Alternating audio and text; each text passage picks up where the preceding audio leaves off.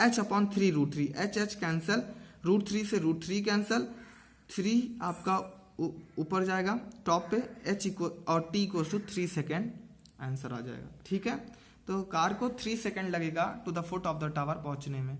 Okay, बहुत अच्छा question है, बहुत इंपॉर्टेंट क्वेश्चन है और लेंदी है नो डाउट, और ट्रिकी भी है, थोड़ा सा इसमें फिजिक्स का यूज है, स्पीड का। ठीक है, now question number 16 and this is the last question of your exercise. The angle of elevation of the top of the tower from the 2 point at a distance of 4 meter and 9 meter from the base of tower are in the same straight line which it are complementary. Prove that height of tower is 6 meter. ठीक है, अब question देखिए जरा। Angle of elevation top of the tower, एक आपका एक tower है, ये टावर है, और angle of elevation top of the tower 2 point from 2 point, यहाँ देखिए from 2 point at a distance of 4 metre and 9 metre from the basis of the tower. यानी कि आप देखो angle of elevation top of the tower का, इस tower के top का मतलब ए का 2 पॉइंट से, एक जो 4 मीटर दूरी पर है और एक पॉइंट जो 9 मीटर डिस्टेंस पर है, वो कॉम्प्लीमेंट्री हैं एक दूसरे के। वो क्या है? कॉम्प्लीमेंट्री है। बहुत छोटा क्वेश्चन है लेकिन थोड़ा इंपॉर्टेंट है, क्योंकि इसमें जो टर्म यूज किया गया कॉम्प्लीमेंट्री वो इंपॉर्टेंट है। तो समझ में आया क्वेश्चन आपको? एक टावर है, 2 पॉइंट से इसका एंगल ऑफ एलिवेशन जो है वो एक दूसरे से कॉम्प्लीमेंट्री है, और वो 2 point bottom of the tower से 4 मीटर और 9 मीटर की डिस्टेंस पर है। तो कॉम्प्लीमेंट्री है मींस दोनों का सम 90 होना चाहिए। तो अगर आप एक को थीटा मानोगे तो दूसरे को 90 माइनस थीटा मानोगे, चाहे इसको आप थीटा मानोगे तो ये आपका 90 माइनस थीटा का। कॉम्प्लीमेंट्री एंगल मतलब ही हुआ कि सम ऑफ 2 एंगल इज 90 डिग्री। तो ये हमने थीटा ले लिया, इसको 90 माइनस थीटा ले लिया, ये हमारा हाइट ऑफ टावर है, और ये 2 पॉइंट है जहां से एंगल ऑफ एलिवेशन आपका कॉम्प्लीमेंट्री आ रहा है। तो एक 4 मीटर की डिस्टेंस पे, एक 9 मीटर की डिस्टेंस पे। So we have to prove, हमको प्रूव करना है height of tower means A B equal to 6 metre.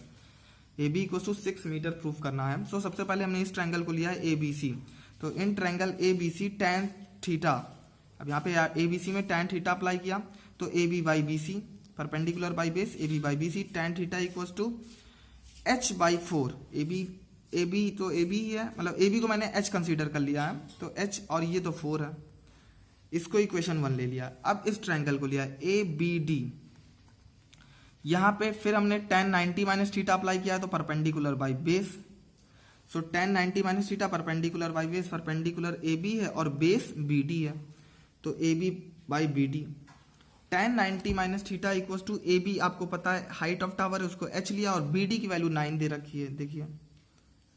So 9 tan 90 minus theta cot theta होता है, इक्वल टू h बाई 9। ये आपकी हो गई equation second. Equation 1 multiply with equation second करेंगे, 1 multiply with equation second, tan theta into cot theta को multiply करोगे आप, तो यहाँ h by 4 into h by 9 आएगा, h by 4 into h by 9। ठीक है, यहाँ पे tan थीटा है और यहाँ पे cot थीटा है, तो मल्टीप्लाई करेंगे तो tan इंटू कॉट आएगा, और यहाँ पर h बाई 4 है, यहाँ h बाई 9 है, तो मल्टीप्लाई करेंगे तो h by 4 into h by 9 आएगा। Product of tan theta into cot theta 1 होता है, h s स्क्वायर और 9 इंटू 4 36 आपका टॉप पे जाएगा। So h square equal to 36, h equal to 6 metre which is equal to A B, and so height of tower equal to 6 metre. ये prove हो गया। Okay, so this is the last video of your NCERT exercise questions. We will provide one more video of this chapter, and in this video we will solve some extra questions which is very important for your board exam. Actually this exercise question is also very important for your board exam. So try करते रहिए सारे questions को, examples लगाते रहिए, exercise के question लगाइए, और मैं next video में 4 to 5 extra question provide करूँगा। इससे ज़्यादा नहीं होगी, बस उतना क्वेश्चन आपके लिए सफिशिएंट होगा। ओके, बोर्ड के लिए। Thank you class. Hello student, I am Amit. This is the third video of your chapter height and distance, and in this video we are going to solve the question number 11 and onwards question of this exercise. So here we have a question number 11. A TV tower stands vertically on a bank of canal. From a point on the other bank directly opposite to the tower, the angle of elevation of the top of the tower is 60 degree. From a point 20 metre away from this point on the line joining this point to the foot of the tower is 30 degree. See figure दे रखा है। Generally height and distance के question में आपको figure नहीं दे रखा होता है, लेकिन इसमें दे रखा है find the height of tower and width of the canal. ठीक है, ये आपको फिगर दे रखा है, लेकिन आप फिगर एक बार समझ लो। फिगर क्या है कि एक टावर है जो एक कैनल, एक नहर के एक बैंक पे है, एक किनारे पर है, और कैनल के अदर बैंक पे एक पॉइंट है जहां से टावर के टॉप को देखा गया है, और एंगल ऑफ एलिवेशन उस पॉइंट से 60 डिग्री है। फिर क्या हुआ है, थोड़ी देर बाद उस पॉइंट से 20 मीटर अवे चला गया, 20 मीटर आगे की ओर चला गया, और angle of elevation now to the top of tower is 30 degree. Okay, तो आपसे क्वेश्चन पूछा है कि तो ये 20 मीटर चला है, तो मानी बात है डिस्टेंस 20 होगी। तो आपसे पूछा कि height of the tower calculate करना, width of the canal, canal की चौड़ाई कितनी है, and height of the tower के बारे में पूछा है। ओके, सो आप यहाँ पे देखो, height of tower A B है h, और width of canal B C है x। ठीक है, height of tower A B जिसको h कंसीडर किया है, width of canal B C है जिसको मैंने x कंसीडर किया है। Okay, in triangle A B C, in triangle A B C triangle देखिए आप। सो अगर हम tan 60 यूज करेंगे तो perpendicular by base means A B by B C equal to h by x. So tan 60 equal to A B by B C equal, और tan 60 की value √3 equal to h by x. So h equal to x √3, x multiply होगा तो h equal to x √3। Now in triangle A B D triangle में चलते हैं, A B D tan 30 apply करते हैं, tan 30 equal to A B by B D, A B by B D. So tan 30 equal to A B by B D, tan 30 1 by √3 होता है, A B है, B D को D C plus C B लिखा जा सकता है, D C plus C B. Okay, so 1 by √3, A B H है, D C 20 है, और सी बी एक्स है। ओके, मल्टीप्लाई करेंगे आप, 20 plus x equal to h √3, ये इधर जाएगा, ये इधर जाएगा। So 20 plus x equal to h √3, equation first. अब आपको क्या करना है, जो h की वैल्यू आई है x √3, उसको इक्वेशन 1 में पुट करना है। At the place of h you have to put x √3। Okay, so put h equal to x √3 या √3x इन इक्वेशन फर्स्ट। तो इक्वेशन फर्स्ट हमारी ये थी, अब h की जगह पर हम x √3 या √3x रखेंगे। So 20 plus x equal to x √3 into √3, क्योंकि आगे √3 है हमारे पास, √3 3x, 3 हो गया और आगे x। So 3x equal to 20 plus x left hand side में जाएगा, 2x बचेगा, 2x equal to 20, x equal to 10। So width of canal कितना हो गया, 10 मीटर। कितना हो गया, 10 मीटर। ओके, एंड हाइट कितनी हो जाएगी, हाइट के बारे में अगर हम देखें तो हाइट है x √3, कितनी है, x √3। So h equal to x √3, h x की जगह पर आप 10 रखोगे, 10 √3 metre, 10 √3 metre. So height of tower is 10 √3 metre. जो आपका हाइट, टावर की हाइट होगी वो 10 √3 मीटर होगी। Okay, now we will solve question number 12। From a top of a 7 metre high building, एक 7 मीटर हाई बिल्डिंग से the angle of elevation of the top of the cable tower is 60 degree. एक 7 metre high building से angle of elevation एक cable tower का 60 degree है। तो आपको पता होना चाहिए कि केबल टावर बड़ा होगा, क्यों, क्योंकि टॉप ऑफ द टावर से एंगल ऑफ एलिवेशन 60 डिग्री है, इसका मतलब टावर डेफिनेटली बड़ा होगा as compare to building. And angle of depression to its foot, angle of depression to its foot means tower के फुट पे इस 45 डिग्री है, is 45 degree. Determine height of tower, आपको tower की height को calculate करना है। ठीक है, तो इसका फिगर आपको बनाना होगा। आपके पास ये बिल्डिंग है, दिख रहा है, 7 मीटर हाई बिल्डिंग है। 7 मीटर हाई बिल्डिंग से, जैसा उसने क्वेश्चन बोला कि टॉप ऑफ द बिल्डिंग से, 7 मीटर हाई बिल्डिंग से के टॉप से एक केबल का एंगल ऑफ एलिवेशन 60 डिग्री है, तो टॉप का, तो यहाँ पे angle of elevation top of the tower 60 degree हो गया, हॉरिजॉन्टल से बनता है तो इस तरीके से 60 डिग्री हो जाएगा। और angle of depression to its foot, building वो टावर के फुट पे from the top of the building is 45 degree. तो एंगल ऑफ डिप्रेशन आपको पता है कैसे होता है, ये होगा तो ये एंगल होगा एंगल ऑफ डिप्रेशन। अब ये लाइन पैरेलल है तो ये एंगल जितना होगा उतना ये एंगल होगा, तो ये 45 तो ये 45 because alternate angle are equal. ठीक है, तो एक बार फिर से फिगर समझ लीजिए। क्या है कि 7 मीटर हाई बिल्डिंग से टॉप ऑफ द टावर का एंगल ऑफ एलिवेशन 60 डिग्री है, तो मैंने बना लिया। टावर बड़ा होगा क्यों, क्योंकि एंगल ऑफ एलिवेशन यहाँ पे गिवन है, इसका मतलब आपकी लाइन टावर डेफिनेटली बड़ा होगा तभी तो एंगल ऑफ एलिवेशन बनेगा। तो ये हो गया। अब टॉप ऑफ द बिल्डिंग से angle of depression to the foot of the tower is 45 degree. तो आपको पता है डिप्रेशन भी हॉरिजॉन्टल से एंगल होता है, तो ये एंगल हो गया 45 और अल्टरनेट एंगल आर इक्वल, सो ये 45 तो ये 45। ओके, तो ये बिल्डिंग हो गई, ये टावर हो गया। इस टावर की हाइट को मैंने कैपिटल H कंसीडर किया है, तो अगर ये आपका 7 है तो ये भी 7 होगा ये, और अगर ये 7 है तो ये H-7 होगा, इतना पोर्शन होगा ना। और इसको मैंने x कंसीडर किया है, इसको मैंने x कंसीडर किया है। ठीक है, सो अब क्या करते हैं, इन ट्रायंगल ABC ट्रायंगल में हम tan 60 अप्लाई करते हैं। तो ABC में tan 60 अप्लाई करेंगे तो AB by BC, so tan 60 equal to perpendicular by base equal to AB by BC। tan 60 √3, AB की जगह पे 7 H-7, अभी हमने देखा AB की जगह पे क्या आ रहा है H-7, तो H-7 और BC की जगह पे x तो हमने मानना ही है। ये देखिए भाई, ये अगर x है तो ये तो x होगा, अपोजिट साइड्स ऑफ रेक्टेंगल, अगर आप रेक्टेंगल बोल लो तो x, तो ये भी x होगा। So H-7 divide by x। अब x √3 equal to H-7, H equal to x √3 plus 7, -7 इधर आके plus 7, equation 1। Now in triangle CED triangle लेते हैं, इसमें tan 45 लगाते हैं। tan 45 लगाएंगे तो C बाई ED, तो tan 45 equal to perpendicular by base equal to C by ED। tan 45 one value 1 होती है, C की वैल्यू 7 है बिकॉज हाइट ऑफ बिल्डिंग है। C क्या है, हाइट ऑफ बिल्डिंग जिसकी वैल्यू 7 है, और ED की वैल्यू x है। So 1 equal to 7 by x equal to 7। अब आपको x की वैल्यू यहाँ पे पुट करनी है इक्वेशन 1 में, तो put x equal to 7 in equation 1।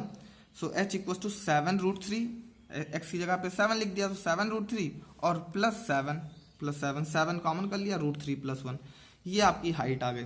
So height of tower is 7 bracket √3 plus 1 metre. Okay, question number 13, as observed from the top of 75 meter lighthouse from the sea level, the angle of depression of two ships are 30 and 45 degree.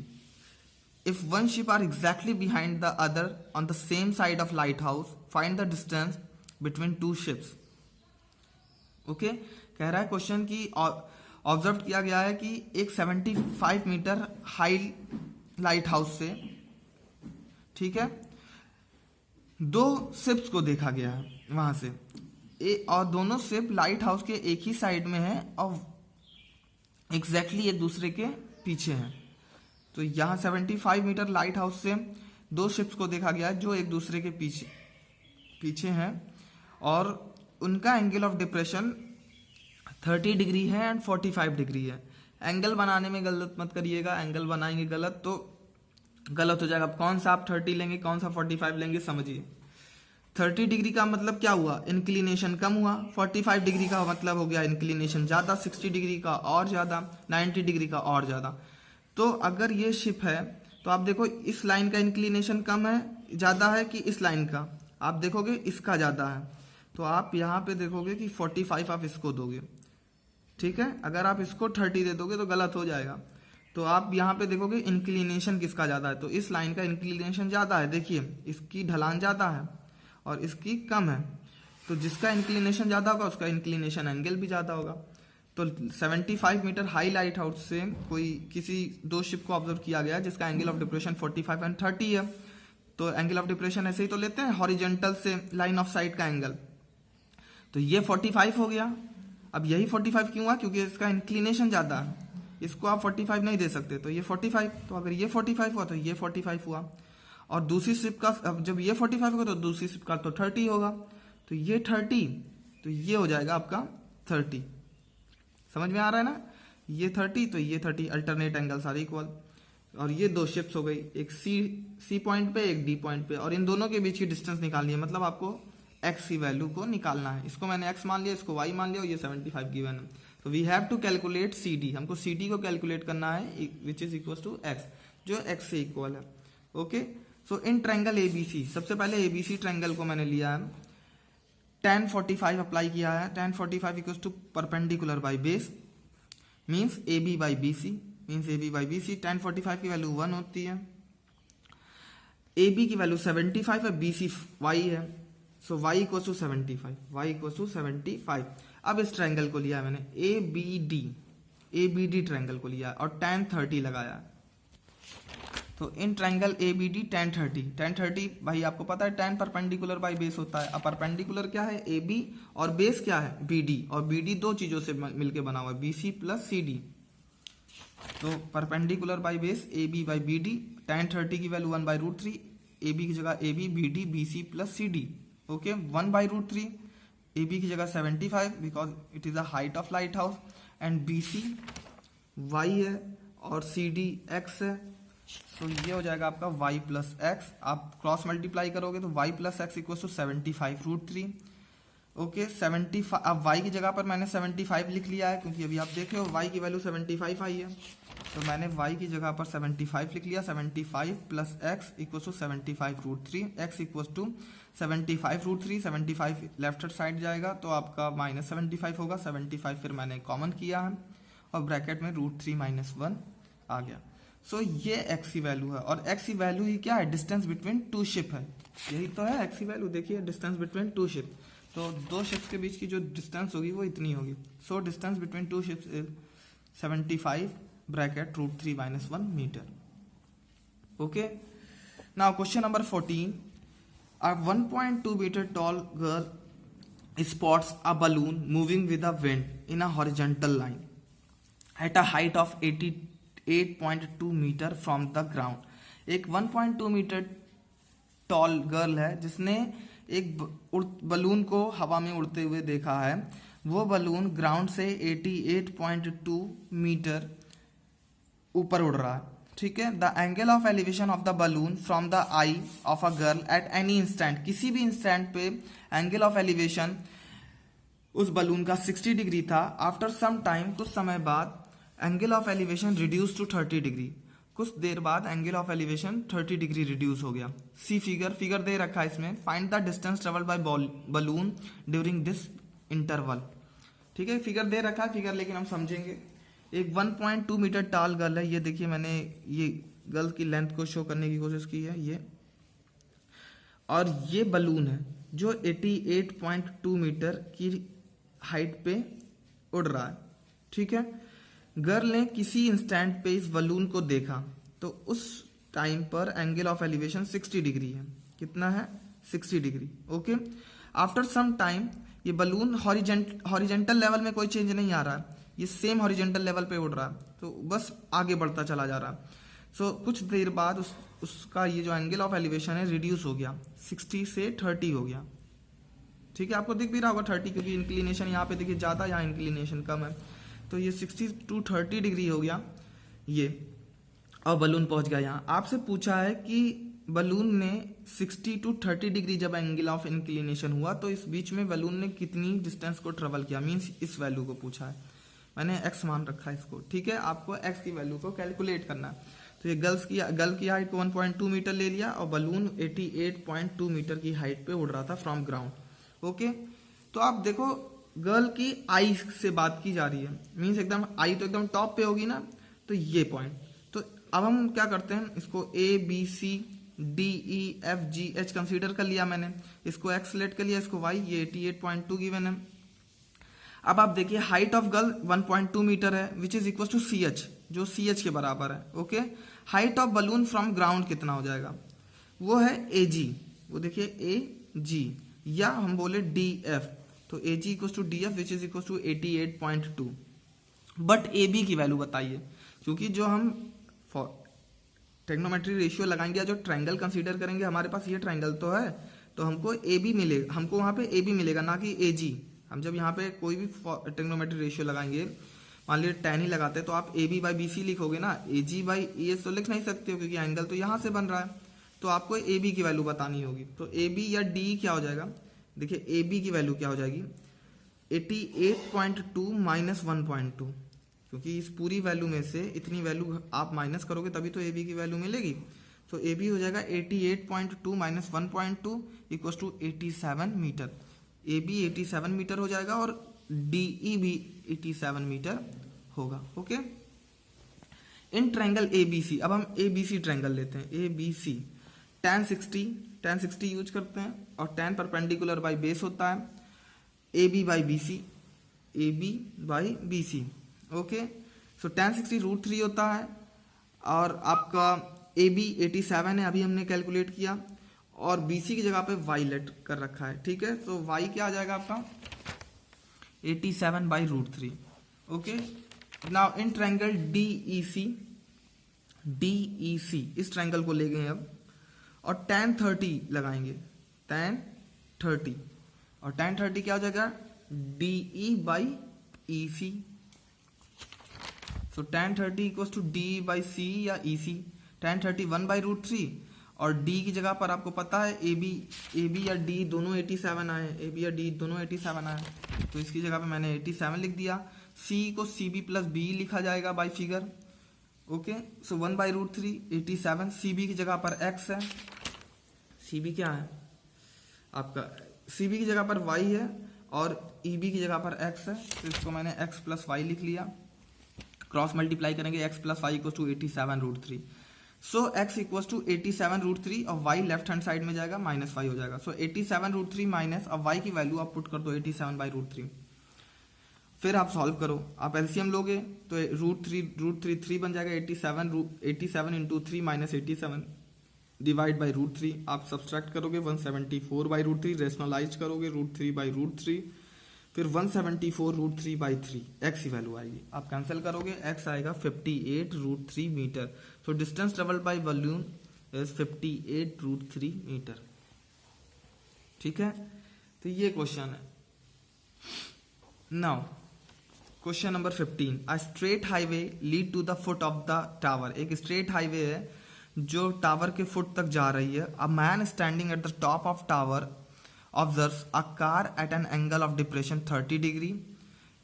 अब यहाँ देखो, एक tower है, एक straight highway है, ये highway है जो फुट ऑफ द टावर की तरफ जा रही है। एक आदमी ने एक कार की तरफ देखा है जो हाईवे पर है और एंगल ऑफ डिप्रेशन 30 डिग्री है। कितना है 30 डिग्री है। आफ्टर 6 सेकेंड बाद यहाँ पे लिखा हुआ है अप्रोचिंग टू द फुट, वो कार अप्रोच कर रही है to the foot of the tower. After 6 second the angle of depression of car is found to be 60 degree. 6 second बाद angle of depression 60 degree found किया गया है। Find the time taken by car, कितना time car लेगी to reach the foot of the tower from this point. इस point से इस point तक पहुंचने में कार को कितना टाइम लगेगा, ये चीज आपसे पूछा है। क्वेश्चन एक बार फिर से समझिए, एक टावर है और एक स्ट्रेट हाईवे है जो टावर के फुट तक जा रही है। एक आदमी ने एक कार को स्पॉट किया है, उस टाइम पर एंगल ऑफ डिप्रेशन 30 डिग्री था। तो ये इस तरीके से आप देखोगे, लाइन ऑफ साइट से एंगल ऑफ डिप्रेशन 30 डिग्री, ये 30 तो ये 30। 6 सेकेंड और ये कार टावर की तरह अप्रोच कर रही है। 6 सेकेंड बाद एंगल ऑफ डिप्रेशन 60 डिग्री हो गया, तो ये मैंने देखिए 60 डिग्री बना रखा है और ये 60 होगा तो ये 60 होगा। अब आपसे ये पूछा है कि इस पॉइंट से इस पॉइंट तक पहुंचने में कार को कितना टाइम लगेगा। तो मैंने हाइट ऑफ टावर को h मान लिया है, डीसी पॉइंट को x माना है। आप किसी को कुछ मान लो, x इसको ले लो, चाहे इसको y ले लो, किसी को इसको x लिया, इसको y लिया है। ठीक है, तो क्वेश्चन करते हैं, बहुत इंपॉर्टेंट क्वेश्चन और बहुत अच्छा क्वेश्चन है। सो सबसे पहले क्या करते हैं, in triangle A B C triangle को हमने लिया और tan 60 लगाया। सो tan 60 हो जाएगा A B by B C. So in triangle A B C tan 60 perpendicular by base equal to A B by B C. tan 60 की value √3 है। A B H है, हाइट ऑफ टावर है, B C Y है। ठीक है, A B H है, आपको दिख रहा होगा, और बी सी वाई है। सो इस तरीके से h क्या आ जाएगा √3y, H root 3 y. Now in triangle A B D triangle में चलते हैं, ए बी